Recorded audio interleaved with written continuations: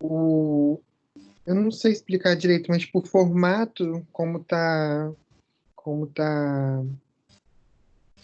Ah, eu não vou saber explicar, Claudinha. Mas, tipo, a Eric, função da quitina nas asas é diferente da do corpo do animal. na verdade, o que, que são as asas? São projeções do exoesqueleto, tá? E aí tem vários tipos de asas. Não sei se vocês vão lembrar lá das nossas aulas de insetos, né, de zoologia. Tem a asa membranosa, tem asa pergaminácea, tem asa tipo élitro, tem vários tipos de asas, mas, de uma maneira geral, né, as asas são projeções do exoesqueleto e são mais finas que o restante do corpo do animal. Então, aquelas placas, porque, olha só, quais são os tagmas dos insetos? A gente já está fazendo uma baita revisão aqui, né? Quais são os tagmas de um inseto, gente? Vamos tentar compreender. Se eu tivesse como desenhar aqui para vocês, né? Se tivesse algum jeito de eu ir desenhando aqui, eu ia pegando a canetinha aqui, fazendo uns esqueminhas como se eu estivesse no quadro. Mas vamos lá. Quais são os tagmas de um inseto? Tagmas quer dizer partes do corpo? É. Tipo parte abdominal. Como é que é o nome? Cefalotórax. É isso. Cefalotórax, o abdômen. Isso são tagmas, mas não... Quais são dos insetos especificamente? Como é que é o corpo de um inseto? Ele tem a cabeça. Cabeça. Eu não sei falar essa parte aqui. Tipo, o tórax e depois o bumbumzinho. Cabeça, tórax e abdômen, pode ser? Isso. E patas. O João está falando para eu fazer no pente. João, é uma. Mas aí, para eu ir lá no pente, eu tenho que sair aqui da janelinha do exercício. Então, eu tenho que ficar lá e cá, lá e cá. É isso mesmo, Priscila. Os tagmas são cabeça, tórax e abdômen. Então, vamos lá, gente. O que é... Qual seria a definição de um tagma? O que é um tagma? Bumbumzinho é ótimo, Bia. O que é um tagma? Defina para mim. Lembra que antes da gente estudar inseto, a gente estudou anelídeo? E os anelídeos têm o corpo segmentado, formado, como o nome diz, né, formado por anéis. Então, nos anelídeos, a gente observa que surge uma segmentação. É o primeiro grupo de animais que possui uma segmentação, tá? Os anéis são... Ele pode ter no máximo uma cabeça, mas o corpo dele é todo formado por segmentos que se repetem, tá? Nos artrópodos, o que acontece? Esses segmentos acabam se fundindo, se juntando, se unindo, né? E cada região dessa que se une, pode ser vários segmentos que se juntam, que se fundem, cada região se especializa para uma função. No caso dos insetos, a gente tem cabeça, tórax e abdômen, e no caso do tagma cabeça, a cabeça é uma zona, uma região altamente especializada para várias funções. Sensorial, né? Alimentação. Então, na cabeça, a gente tem aí os olhos, as antenas, o aparelho bucal, que no caso dos insetos é altamente variável. Então, você tem vários tipos de aparelhos bucais especializados para um determinado tipo de dieta, né? Depois vem o tórax. O tórax também é um tagma muito especializado. Qual seria a especialização do tórax? O que a gente encontra no tórax?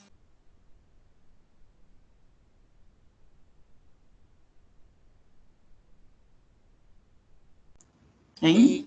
Acredito que a parte cardiovascular, não sei. Pensa um pouquinho, de onde é que partem, aonde é que as pernas, aonde é que as asas estão fixadas, vamos dizer assim. Em qual tagma? Na cabeça? No tórax? No abdômen? Ele tá falando? Oi, não entendi, falhou. Não, Gente. o João. Felipe tá falando brânquias. Brânquias? Ah, No não sei de tórax. onde que ele tirou brânquia, mas tudo bem. No tórax, muito bem. A gente está falando de insetos, tá? Porque na verdade, eu tô dando uma geral aqui, tô lendo aqui a questão, mas aí eu tô dando uma geral independente da questão. No tórax, ele é especializado na locomoção, porque é nele que são de onde partem as asas e de onde partem as pernas. Os insetos, no caso, são hexápodes, ou seja, tem 3 pares de pernas. E podem ter 2 ou 4 asas, dependendo do grupo, né? Então, o tórax ele é especializado em locomoção, seja para o voo ou seja para seja andar, né? Se locomover andando. Então, gente, o tórax tem essa função, tem essas adaptações aí, especializações. Já o abdômen, ele é o centro, é a região onde ficam a maior parte das vísceras. Então, lá no abdômen você vai ter os órgãos reprodutores, você vai ter parte do intestino, você vai ter glândulas, né, que vão fazer... Tem várias funções dessas glândulas, entre outras, formar a casca dos ovos. Enfim, o abdômen é a região onde a gente encontra a maior parte das vísceras, certo?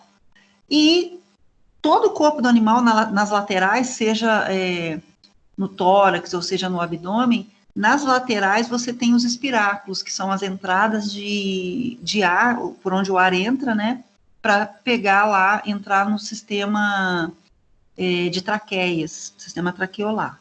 Tá.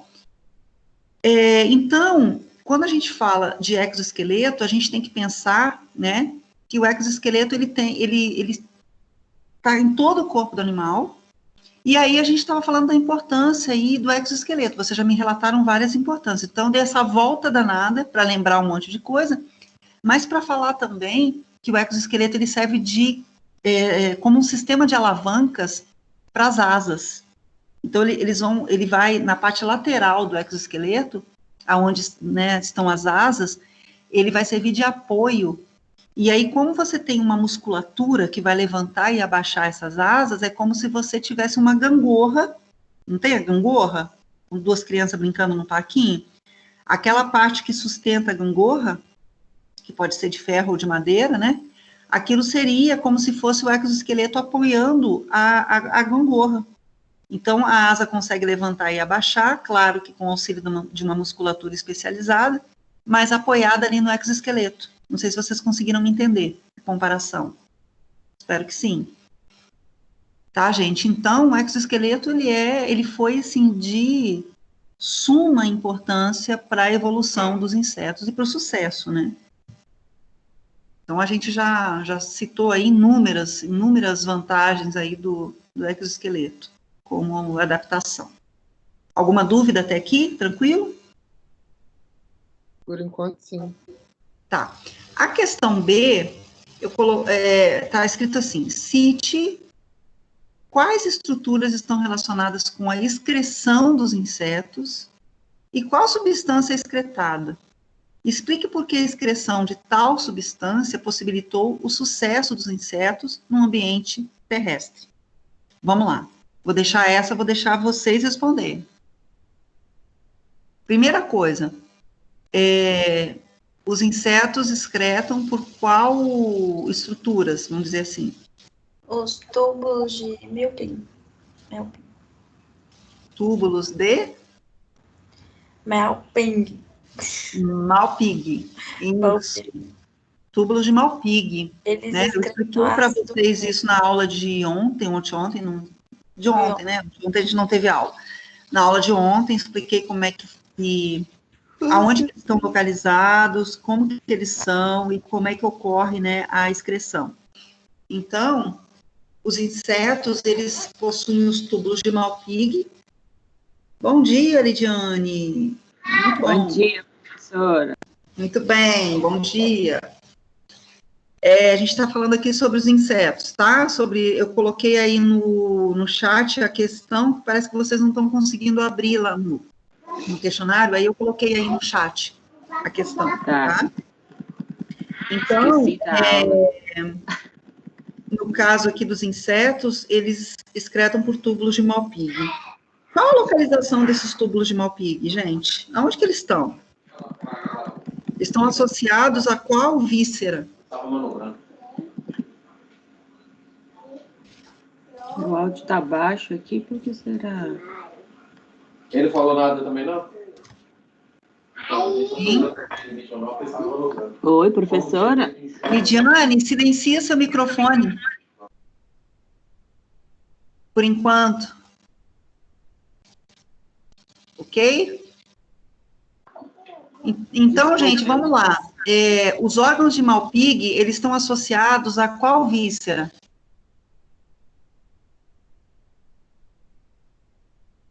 Quem não lembra, eu vou colocar aqui, ó, olha só. Então, vamos lá, vamos aproveitar, que eu acho muito legal a gente aproveitar para fazer tirar dúvida e fazer uma revisão. Olha só. Ontem eu mostrei para vocês isso aqui, ó.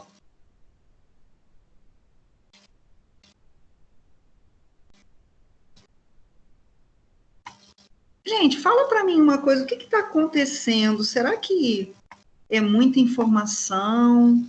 Sabe por quê? Vocês viram isso ontem, vocês já não estão lembrando hoje. O que é? Está desinteressante a aula? Ou vocês já estão cansados? O que está acontecendo? Fala para mim. Não, a pergunta é onde está localizado? No intestino. Vocês estão vendo aqui meu compartilhamento, vocês estão vendo aqui a figurinha, né? Uhum.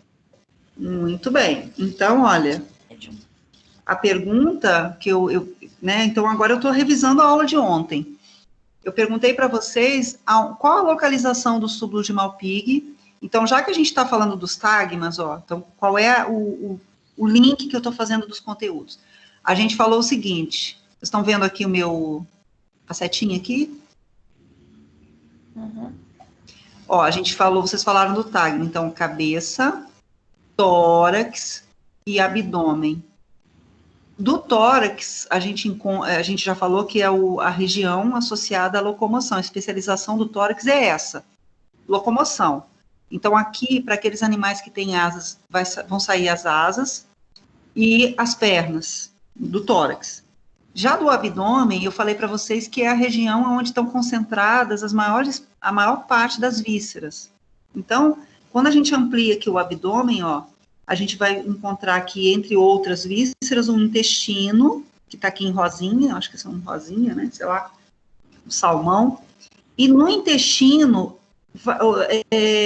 vai estar associado esse sistema de túbulos de Malpighi. Então, entre o intestino médio, tá aqui, ó, essa regiãozinha aqui é a região do intestino médio, e essa região aqui de trás, ó, depois dos túbulos, é a região do intestino posterior. Então, o que seriam os túbulos de Malpighi? Seria um conjunto de projeções do intestino, né, formando túbulos.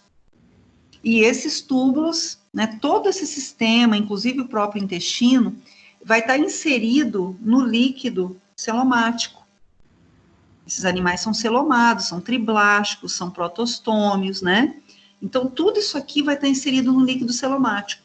O líquido celomático, ele vai concentrando, né, várias substâncias e íons, e aí, por diferença de concentração, isso tudo vai entrar aqui nos túbulos, vai cair na luz intestinal, e por movimento peristáltico do intestino, isso vai ser eliminado junto com as fezes, né, lá pelo ânus. Só que quando chega aqui na ampola retal, que pode ser maior ou menor, dependendo do tipo de inseto e do habitat. Oi, Priscila? Travou bastante. Gravou? Quando você vai a luz. Uhum. Não entendi. Diferença de concentração. Parou isso. Tá. Ok, isso. Então, por diferença de concentração aqui do líquido celomático em relação ao interior dos túbulos de Malpighi, vai passar do meio mais concentrado para o meio menos concentrado. Então, todo esse material aqui, junto com a água, flui, atravessa aqui a parede, que é formada, né, do túbulo por uma única camada de célula, né, da mucosa intestinal. Então, isso tudo entra aqui para os túbulos, cai na luz intestinal e sai pelo ânus. Só que quando chega aqui no reto, na ampola retal, essa região aqui é um pouco mais ácida. Então, o ácido úrico precipita aqui em forma de cristais, né? Água, excesso de água, excesso de íons, vai ser tudo reabsorvido pela parede do reto, volta, né, a fazer parte dos líquidos do animal, para equilibrar, né, o ambiente. E o que não for necessário, inclusive os excretas nitrogenados, são lançados para fora junto com as fezes. Então, nos insetos acontece, é desse jeito que eles excretam. Então, se a gente fizer uma comparação, os túbulos de Malpighi, eles são semelhantes aos rins, eles têm a mesma função dos rins, né, em termos de excreção, de retirada de substâncias tóxicas do corpo do animal. Ok, gente? Então, foi essa a solução encontrada aqui nos insetos para resolver esse problema da osmorregulação. Eu falei para vocês ontem que nos insetos de ambientes muito secos, essa ampola retal aqui, ela é bem dilatada, ela é maior, né, para aumentar a superfície de contato e reabsorver os íons e a água. Então, quando a gente volta aqui lá para o exercício, ó, o exercício está perguntando assim, então cite quais estruturas estão relacionadas com a excreção dos insetos, a gente já falou, túbulos de Malpighi, e qual substância é excretada pelos insetos. Então, o que eles excretam, gente? Ácido úrico, professora. Eles excretam ácido úrico. Muito bem, tá? Então, o fato do ácido úrico necessitar de pouca água para diluir, né? Então, isso ajuda na economia de água, uma vez que os insetos, a maioria deles, como a gente já falou, assumiram uma vida em ambiente terrestre. Então, o fato de excretar ácido úrico é importantíssimo na economia de água. Então, eles quase não perdem água na hora de eliminar os excretos. As fezes saem secas, praticamente em forma de pellets, de pelotas, né? E eliminam junto com as fezes os excretas nitrogenados, no caso dos insetos, o ácido úrico. Entendido isso? Sim. Beleza, então, o exercício que eu tinha deixado era esse. Eu trouxe aqui, ó, mais 2, né? Ureia aqui faltou um acentozinho. Vocês estão vendo aí? Acho que não. Vocês não estão vendo aqui meu compartilhamento de tela, não? Tá aparecendo o AVA. Engraçado, né, gente? Era para aparecer. Então, mesma coisa, eu vou colar, vou copiar e vou colar um de cada vez aí no... É porque esse daqui eu não deixei lá no questionário. Eu fiz num documento do Word. Deixa eu...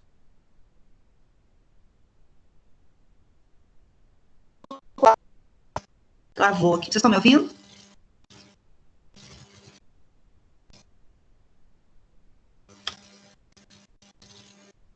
Aí. Tá no chat o exercício. Vou dar um minutinho para vocês responderem.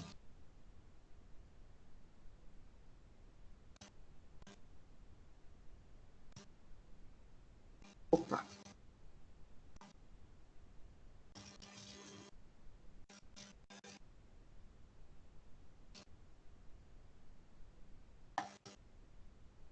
Ó, a pergunta é o seguinte, gente. Os peixes de água doce vivem em um ambiente hipotônico em relação ao seu meio interno. Isso a gente já discutiu várias vezes aqui. Caso não apresentasse a capacidade de osmorregulação, o peixe, o que aconteceria com ele se ele não conseguisse fazer a osmorregulação?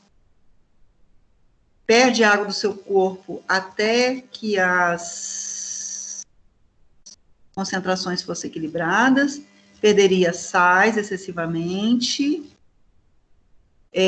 absorveria água até as concentrações fossem equilibradas, absorveria sais excessivamente, perderia ureia até que as concentrações fossem equilibradas. Então, pensa aí, vou dar um minutinho para vocês pensarem.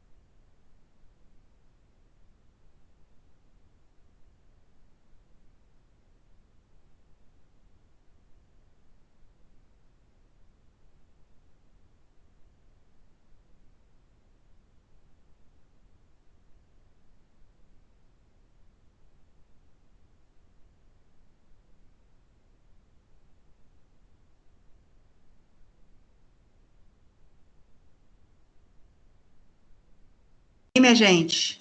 E aí, pessoal? Resolveram aí? O que vocês acham?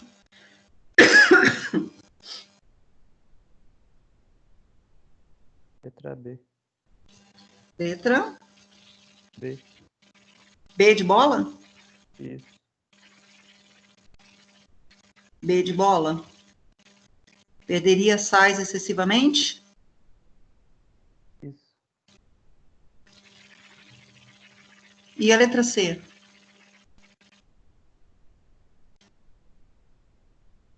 O que você acha? Continuo na B. Por causa que o meio que ele é externo, né? É hipotônico. Ô, João, fala mais alto um pouquinho. Não estou te ouvindo direito, não. Tá. Ou então aproxima do microfone. Isso. Agora melhorou. Tá bom, então. Por causa que, como o meio externo é hipotônico, então a tendência é ele ter uma concentração de solutos maior no corpo dele do que fora. E os Isso. solutos tendem a se equilibrar, sair do meio mais concentrado para o meio menos concentrado. Então acredito que ele seria B, perderia sais excessivamente para E equilibrar. E ele perderia esses sais por onde? Qual região?